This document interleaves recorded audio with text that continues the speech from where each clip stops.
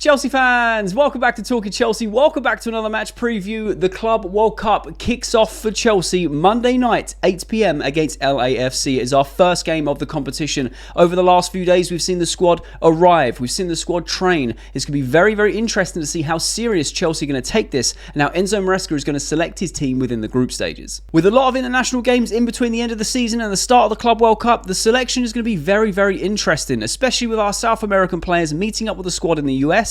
We have seen them train maybe for a couple of sessions, but nothing longer than that. So in this video, I'm going to be predicting Chelsea's starting 11 to face LAFC tomorrow night at 8 p.m. And before we get into the video, make sure you leave a like and subscribe if you are a Chelsea fan who enjoys Chelsea content. We're on the road to 10k by the end of 2025. So let's get into this predicted Chelsea 11 to face LAFC. Now look, a lot of people are not excited about the Club World Cup, but if you're a Chelsea fan, I'm very, very excited and I'm hoping that you guys are too. This is essentially a pre-season tournament with a lot of financial gain where we can really see where Chelsea's levels are at. Now obviously we've had a lot of internationals play, obviously the South Americans who have the likes of Reece James and Chalobah got a call up, Levi Colwell, etc. So it'll be very interesting between the short turnaround of internationals to this tournament of who Enzo Maresca is going to choose. So let's kick things off in the goalkeeping sphere.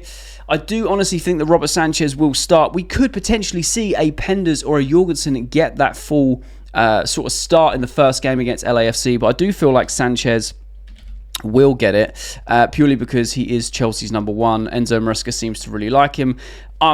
Look, some people are happy with him. A lot of Chelsea fans aren't. Let's just hope he has a good tournament. I'm hoping that the goalkeeping situation gets sorted in that second window because right now there's big question marks over Petrovic leaving. Are we going to go back in for Mike Maignan? Obviously, we've got Penders. It's looking like he's going on a loan deal.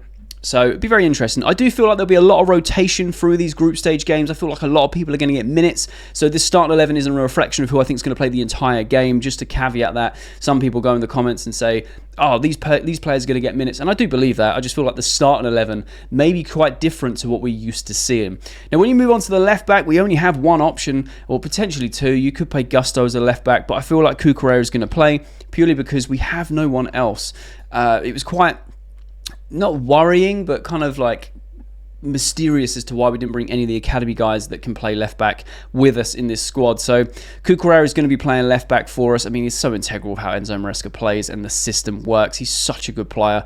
Long may that continue, and hopefully we can get some cover for Cucurella in this summer transfer window, because if we don't, it's going to be quite worrying. It's going to be a long, long season. Now, when it comes to the centre-back partnerships, this is what I've been thinking quite long and hard about, because again, I understand that you can't rest everyone that was called up for international duty, otherwise we would be basically playing a C team, because a lot of players were on international duty. Reece James, Colwell, Chalobah, etc.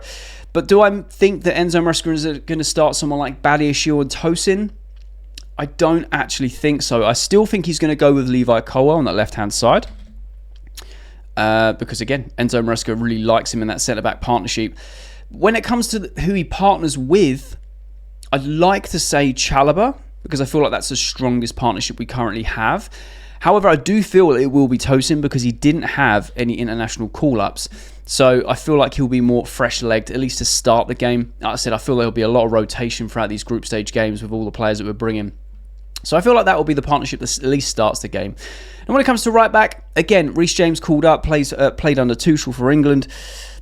Is Enzo Maresca going to continue to wrap him in bubble wrap across this tournament? I think he will, purely because we're going to have one eye on the Premier League season. We don't know how far we're going to go in this competition. Hopefully we can go far, because again, financial gain, and also it's a competition. If you're in it, you've got to try and win it, right? We've got some massive, massive teams in the knockout stages. So hopefully we can get through the groups, experiment with some of the squad players, and just see how far we can get. But based on that, I still think that Reece James is going to be wrapped in bubble wrap a little bit. We could see Gusto. They both played internationally. I just think the turnaround of international games, the travel, the minimal training could come into play. I could be horribly wrong. Again, this is why I like predicting it, and having a conversation with you guys in the comments, because this could be wildly off. It could be very correct. We never know, and that's why we love this game. I'm going to go with Gusto, purely because, again, I feel like Reece James will definitely get minutes. He will definitely get minutes. I just think because of the quick turnaround between international, the travel, the training, and then the games, Maresca might just say, look, sit on the bench for a while, kind of ease into the games, and we'll bring you on in the second half maybe if needs be. Now, the big thing for me is these two midfielders. Obviously, we know we have someone that inverts either from the left or the right. We have a holding midfielder, which is normally Caicedo, and then Enzo Fernandez partnering him because he pushes forward into that advanced 8 or a second 10 in possession. But again, the South American players have met up with the squad in the US. We saw loads of videos of them training yesterday. Caicedo scoring bangers in shooting practice, which is really cool to see, along with Liam Dilap, which looked very, very positive because we actually have a finisher.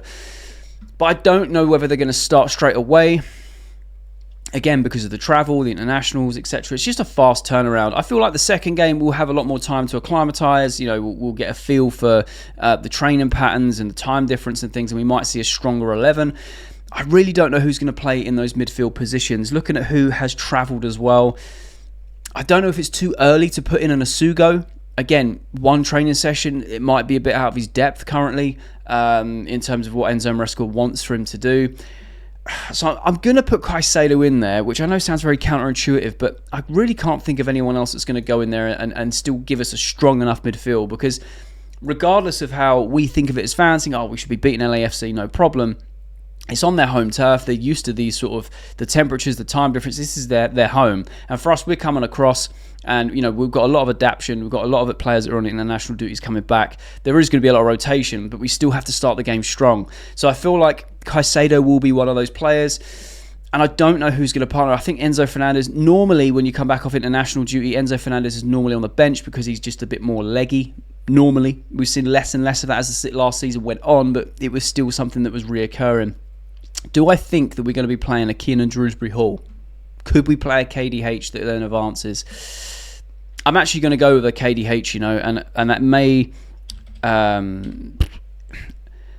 it may shock a lot of you. You may think, what? But I'm just thinking of the circumstances that go around it. Again, I could be horribly wrong, and this is why I like doing this.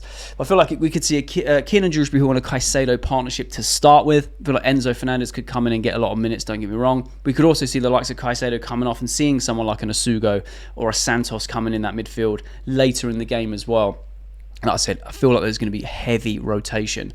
Now, when it comes to the front four, this gets very interesting to me because I'm thinking about it again. I don't want to keep banging on about the internationals, but let's think about it. You've got Nkunku who can play on the left. You've got Pedro Neto who could play on the left. You've got Madueke that could play on the left. You've got Tyreek George that could play on the left.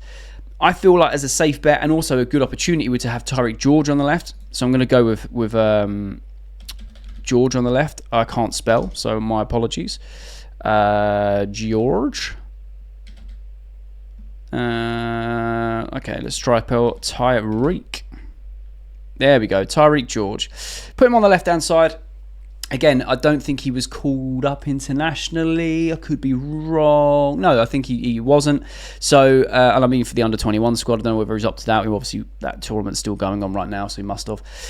Either way, Tyreek George on the left, I think is a very good, strong starting position. We know how good Tyreek George is, and I think this is a perfect opportunity to kind of, one, give other players a little bit of a rest, but two, see where George is developing, see where he's at, and see how well he does in this tournament. It'd be really, really good if he can get on the score sheet or create some assists for other players. We love seeing Tyreek George, so the more minutes for him, the better. When it comes to the 10 role, Cole Palmer played internationally. We've got Nkunku who can play into 10 as like backup. You know, sometimes we see Dewsbury Hall as that 10 as the rotation player. I really don't know. I feel like you're going to have to start Cole Palmer. But my only concern is he's played so many minutes this season. He's going to need some sort of break. So I don't know whether he comes on in the second half again, just has a little bit of rest, or if he starts the game and potentially comes off in the second half. I'm going to start Palmer just because the other option is obviously Nkunku. We could see an Nkunku start there just to give Palmer a bit of rest. But again, you don't want to kind of field your B team at the start of a tournament. You do want to have this nice balance where you can give players some rest, give players start a strong enough 11 to actually compete and obviously try and beat LAFC. I don't think they're going to be a walk in the park. I do think Chelsea get the victory for sure, but I don't think it's going to be as easy as everyone seems to think. I don't think it's going to be a walk in the park at all. So we're going to start with Cole Palmer in the middle as a number 10. Now on the right-hand side, Madueke had a very, very good game with England, getting a man of the match performance. But again, Pedro Neto played Nations League final. So either way, one of them's played internationally. Or both of them have played internationally. They're not really going to get a rest. So who do you start over the two? I feel like, do you know what? I'm going to go Pedro Neto, and I'll explain my reasoning. Pedro Neto is going to start on the right-hand side because of how many crosses he likes to whip in the box. We know this. Madueke is more of a direct player, and I feel like if you start Tyreek George, you can also bring him off sort of second half, give Noni some minutes on the left-hand side. We know how good Noni seems to be on that left. It's like unlocking a new character, which is amazing. Long may that continue. Pedro Neto on the right, and again, even if not, we could see Pedro Neto drift to the left and then Noni Madueke coming on the right-hand side.